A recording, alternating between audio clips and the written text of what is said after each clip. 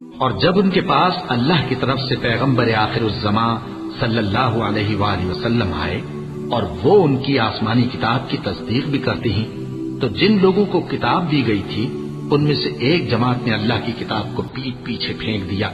گویا وہ جانتے ہی نہیں، اور ان چیزوں کے پیچھے لگ گئے جو سلیمان کے عہد سلطنت میں شیاطین پڑھا کرتے تھے۔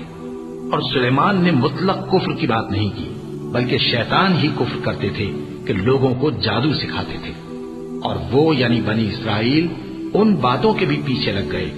جو شہر بابل میں دو فرشتوں یعنی ہاروت اور ماروت پر اتری تھی، اور وہ دونوں کسی کو کچھ نہیں سکھاتے تھے جب تک یہ نہ کہہ دیتے کہ ہم تو ذریعہ آزمائش ہیں، تم کفر میں نہ پڑو۔ غرض لوگ ان سے وہ چیز سیکھتے جس سے میاں بیوی میں جدائی ڈال دے، اور اللہ کے حکم کے سوا وہ اس چیز سے کسی کا کچھ بھی نہیں بگاڑ سکتے تھے، اور کچھ ایسے منتر سیکھتے جو ان کو نقصان ہی پہنچاتے اور فائدہ کچھ نہ دیتے۔ اور وہ جانتے تھے کہ جو شخص ایسی چیزوں یعنی سحر اور منتر وغیرہ کا خریدار ہوگا اس کا آخرت میں کچھ حصہ نہیں،